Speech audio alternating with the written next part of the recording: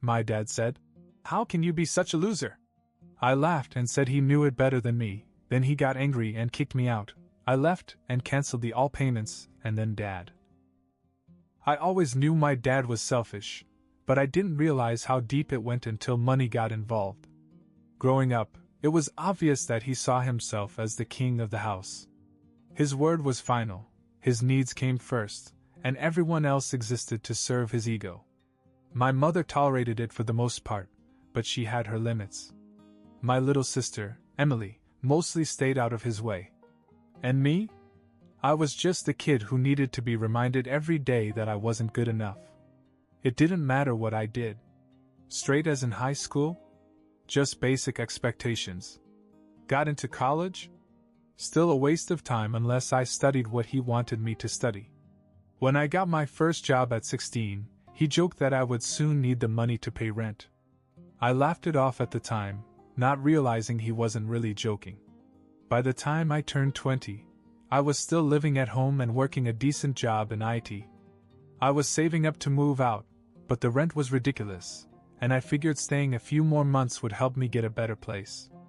My dad had other ideas.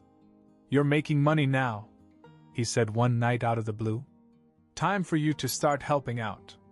Helping out sounded reasonable, but he wasn't asking for anything small. He wanted me to take over the car loan, his car loan, for a car he was buying. Then it was groceries. Then part of Emily's tuition. At first I thought he was joking. When I realized he was deadly serious, I tried to reason with him. "This is your responsibility, not mine." His eyes narrowed. "You're living here for free, aren't you?" Mom spoke up for me. "Kevin is saving up. He's not going to pay for a car he didn't buy." That set him off. He started ranting about how ungrateful I was, how he raised me, how it was my turn to step up. I told him that I would help him with groceries, but I wouldn't pay his debt. That wasn't enough for him. From that day on, things got worse. The way he talked to me got nastier. He'd make comments at dinner, telling Emily that she should never be like me, that I was just a lazy kid with no ambition. Mom kept pushing back, but he wouldn't listen. Then came the night it all exploded. We were having dinner and out of nowhere he just sneered at me and said, "How can you be such a loser?" I put down my fork and looked at him. I could have argued, I could have defended myself, but instead I just smiled and said, "You know better than me." That hit a nerve. He slammed his hand down on the table and told me to get out of his house. Right now. Mom and Emily jumped in and said he was overreacting, that this was crazy. But he wasn't listening. I looked at them, then at him, and just nodded. Fine. I packed a bag, walked out the door, and before I even made it to my car, I made a decision. I canceled everything. The payments for the groceries? Gone. The tuition I had reluctantly agreed to help with?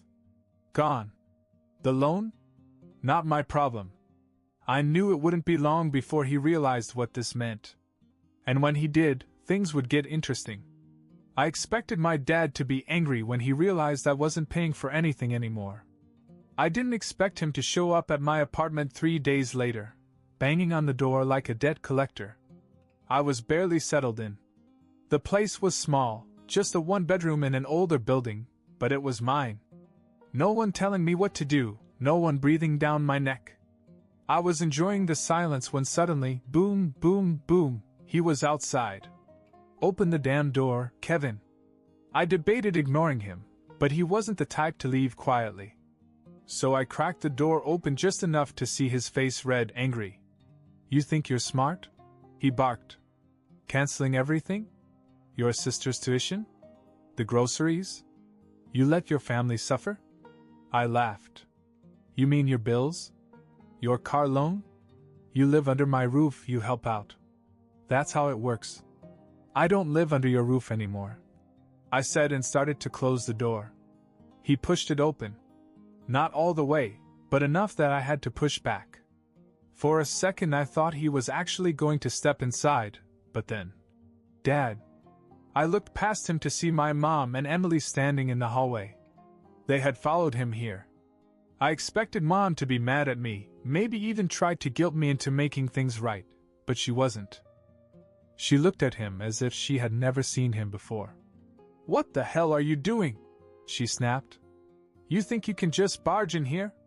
Dad turned to her, still angry. "You don't get it. He left us. He didn't leave us. You pushed him out. That shut him up." Emily walked over and shoved a stack of envelopes into his chest. "These are the bills," she said. "Since Kevin is the reason we're all suffering, we figured you'd want to take care of them." I looked at the envelopes. All addressed to my dad. The credit card bill, the car payment, even some overdue notices. They hadn't been paid in weeks. Mom crossed her arms. "You told us we didn't need Kevin. Prove it." For the first time, I saw something flicker in his face, hesitation, maybe even panic, but it was gone in a second. He scoffed, tossed the envelopes to the floor, and turned back to me. "You think this is funny?" I shrugged. "A little." His jaw clenched. "You'll regret this." I didn't say anything. Just let him storm off while Mom and Emily stood there watching him go. When he was finally gone, Mom let out a long breath. "I'm sorry, Kevin." Emily gave me a quick hug. "Dad's an idiot." I laughed. "I found that out a while ago." Mom looked at my apartment like she was seeing it for the first time. "Can we come in?" I stepped aside and let them in, realizing something I hadn't before. This wasn't just about me anymore. They were starting to see him for who he really was. I closed the door behind them, half expecting Mom to start asking me to fix things. To be the bigger person. To come home. But she didn't. She just stood there, looking around my small apartment like she was trying to process something. Emily flopped down on my couch like she had been here 100 times. "Nice place," she said. Mom sat down, too, and rubbed her temples. "Your father's losing it." I sat across from them. "He's always been like this," she sighed. "Yes. But it's different now. He's desperate." I frowned. "Why?" She hesitated. Then she reached into her purse and pulled out a folded piece of paper. She slid it across the table. I picked it up and unfolded it. A bank statement. My dad's balance, $346.12. I blinked. "What?" "He's broke," Mom said. "He's been broke for months. He took out loans he never told me about. Credit cards, too." It hit me like a truck. He wasn't just mad that I stopped paying. He actually needed my money. Emily pulled out her phone and began scrolling. "It gets worse," she muttered, then turned the screen toward me. It was a listing. For our house. For sale. I stared at it. "No way." Mom nodded. "He put it up last week. Didn't even tell me." I sat back. My dad wasn't just selfish. He was sinking, and he didn't care who went down with him. Emily looked at Mom. "So, what now?" Mom didn't answer right away. She just stared at her hands as if trying to make a decision. Then she finally looked up at me. "I think I'm leaving him." I wasn't sure if I heard her right. "What?" "I've put up with a lot," she said. "Too much. But this? Selling the house, keeping secrets, treating you like trash. I'm done." Emily sat up. "Wait. Like actually leaving?" Mom nodded. I should have been relieved. Or happy. But mostly I just felt weird. Like it wasn't real. My mom, who had spent years defending my dad, making excuses for him, suddenly deciding to walk away? Emily turned to me. "We can stay here, right?" I blinked. "What?" "Well, the house is being sold, Mom is leaving, and I'm not staying with him. So..." She gestured around. I laughed, half in disbelief. "You're asking if you can move in with me?" Mom gave me a small smile. "Just for a little while. Until I figure things out." I looked between them, then down at my tiny apartment. It was not built for 3 people. But at the same time, I thought of my dad. Alone in that house, waiting for money that wasn't coming. and suddenly the idea of them staying didn't seem so bad. I grinned. I reserved the bed.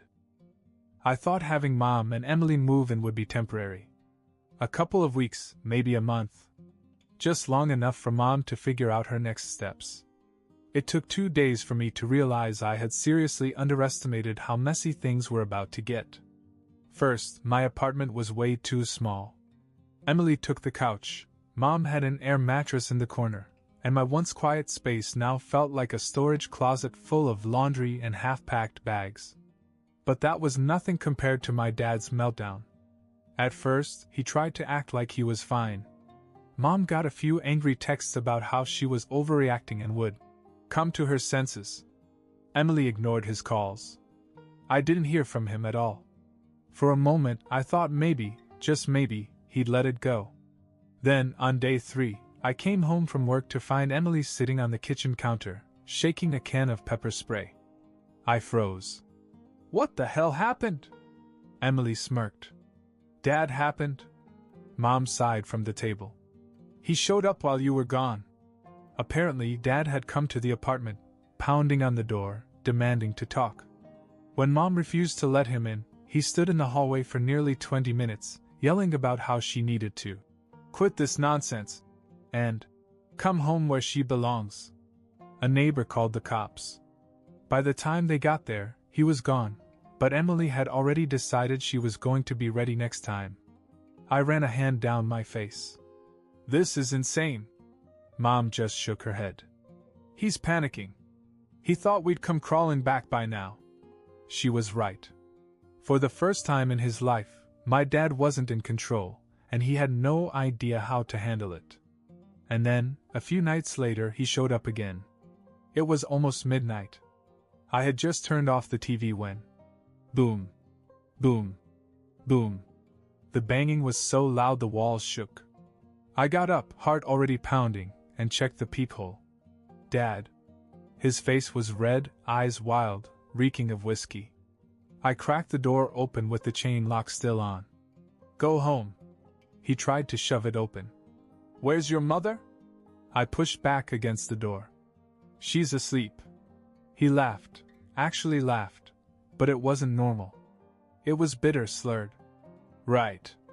Asleep in my son's apartment like a stray dog. I gritted my teeth. You need to leave. Mom suddenly appeared behind me. Go home, David. For the first time, my dad actually looked scared. He stared at her, swaying slightly, like he didn't recognize her. Don't do this. His voice cracked. Mom's face didn't change. I already did. He let out a slow breath, then turned to me, his expression twisting into something uglier. You think you've won? I didn't answer. A slow, dangerous smile spread across his face. You'll regret this, he muttered. You'll come crawling back. You'll see. Then, just like that, he turned and walked away. I shut the door, locked it, and turned to Mom. You okay? She exhaled. I think that was the first time I ever told him no. Emily peeked out from the bedroom. So, he's gone. For now, I said. But something told me my dad wasn't done. Not even close. For a few days, everything was quiet. Too quiet. No calls. No texts. No surprise visits. Mom was cautious but relieved. Maybe he's finally giving up, she said one night while making tea in my tiny kitchen. I wasn't so sure. My dad wasn't the type to accept losing. He was the type to wait, to let you think you were safe before hitting where it hurt. And I was right. It started with my bank account. I woke up one morning, checked my balance, and nearly choked on my coffee. $0. I blinked. That wasn't possible. I scrolled through my transactions and found a transfer to my dad's account. All of it. My stomach dropped. I immediately called the bank. The rep put me on hold for what felt like forever before finally coming back. The transfer was authorized from a shared account, she said. What shared account? The one I had with my dad, from when I was 16. The one I had completely forgotten about. Turns out, I never removed his name. and he had just wiped me out. I hung up and stormed into the living room. "Mom, did you know I still had a joint account with Dad?" She frowned. "No. Why?"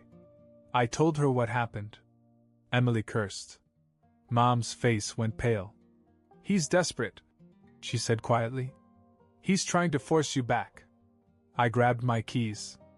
"I'm going to his house." Mom stood up. "Kevin, I'm not asking. I'm telling." 15 minutes later, I was banging on his door. No answer. I banged again. "Open up, Dad!" Silence. Then footsteps. The door swung open, and there he was. Smirking. "Kevin," he said, like he was welcoming an old friend.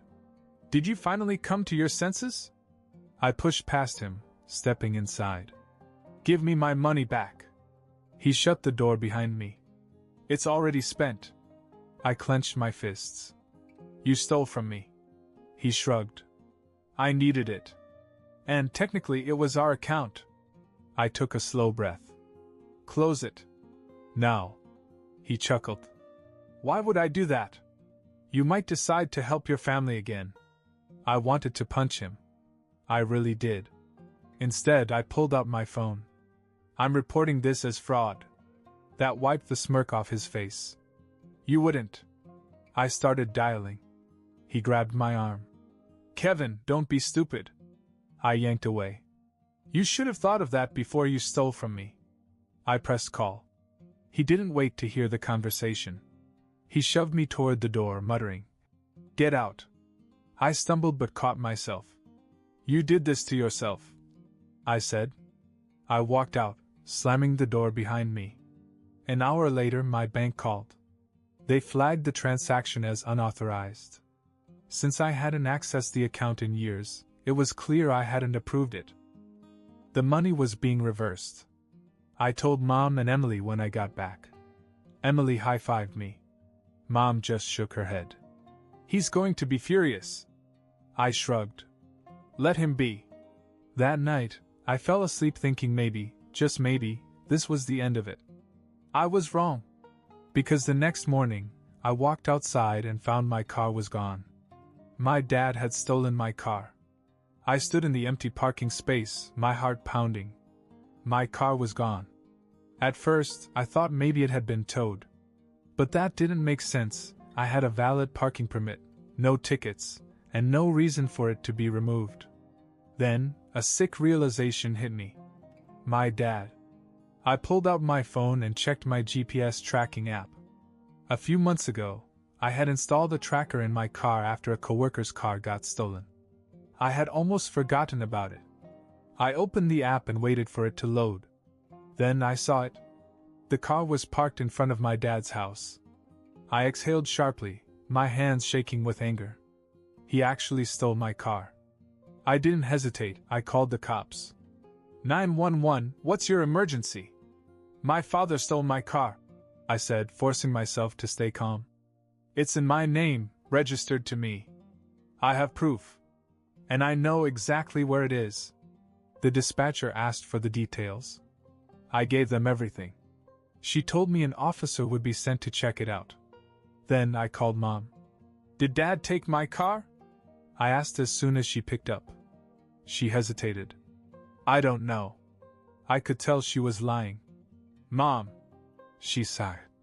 He came home with it last night. I asked where he got it, and he said it didn't matter. I clenched my jaw. The cops are on their way. An hour later, I got a call from an officer. We've located your vehicle, he said. Your father is claiming it belongs to him. It doesn't, I said. It's in my name. I have the title. That's what we figured, the officer said. He won't hand over the keys, so we'll need a tow. But it's legally yours. I drove straight to my dad's house. When I got there, 2 cop cars were parked outside. My car was still in the driveway. My dad stood on the porch, arms crossed, furious. I didn't even look at him. I went straight to the officer. So, what now? We're towing it back to your apartment, she said. You'll get a spare key from the dealership, right? I nodded. That's when my dad spoke. You really called the cops on me? His voice was full of disgust. I turned to him. You stole my car. His face twisted. I borrowed it. You don't borrow something by sneaking into a parking lot and taking it without asking. He laughed. A short, bitter sound. You think you've won? I ignored him. But as I walked away, his voice rang out, loud enough for the whole neighborhood to hear. You just made the biggest mistake of your life. I didn't respond. I just got in my car and drove away. But the next morning, I woke up with a decision already made. I wasn't just going to let this slide. I called my lawyer. I want to sue him. The lawsuit went to trial faster than I expected. My lawyer told me that since I had clear evidence, police reports, the GPS tracking, and even his own text messages where he admitted to taking the car, there was no way he'd win. My dad, of course, didn't see it that way. He walked into court acting like he was the victim, telling the judge that I was an ungrateful son trying to ruin his life. He claimed he had borrowed the car and had every right to use it because he was my father. His lawyer tried to argue that it was just a misunderstanding. The judge wasn't buying any of it. After reviewing the evidence, the ruling was completely in my favor. Not only did the court recognize that my dad had stolen my car, but since he had a history of financial manipulation, including the bank fraud I had reported earlier, the judge saw a pattern of behavior. And then came the sentence. 1 year of home confinement.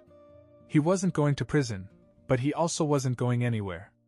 They slapped an ankle monitor on him, and he wasn't allowed to leave his property except for medical emergencies. I thought that was the funniest part. My dad, the man who always acted like he was the king of the world, was stuck. But the real kicker? My grandmother moved in with him. The court determined he needed supervision, and since he couldn't leave, my grandma, his own mother, volunteered to move in and keep an eye on him. I swear, when I heard that, I almost felt bad for him. Almost. Meanwhile, my life got better. With the lawsuit money and my job savings, I finally did what I had wanted to do for months. I moved into a bigger apartment with Mom and Emily. A place that actually fit us. For the first time, I wanted to pay for things. Rent, groceries, even Emily's school fees, because this time, it wasn't about being forced. It was my choice. One night, we sat in our new living room, eating takeout on the couch, and Mom just looked at me. Thank you, Kevin. I shrugged. It's nothing. She shook her head. No. It's everything. Emily nudged me. You did good, Kev. I looked around at them, really looked, and realized something. For the first time in my life, I didn't feel like I was drowning. I wasn't just surviving. Update. So, things have been way better since we moved into the new place. Mom is happier, Emily is thriving in school, and I actually enjoy paying for things because I know it's going toward people who appreciate it. But here's something unexpected. My grandmother called me last night. At first, I thought she was going to scold me for what happened to my dad, but nope, she was laughing. Apparently, living with my dad has been a nightmare for him. She told me, Kevin, he's absolutely miserable. You should see him, pacing the yard like a caged animal. Then she added, and I make sure he follows every single rule. No sneaking out, no special exceptions. I even take the TV remote when he gets too mouthy. I almost choked from laughing. So yeah, my dad is basically under house arrest with his own mother as his warden. Karma really did its thing.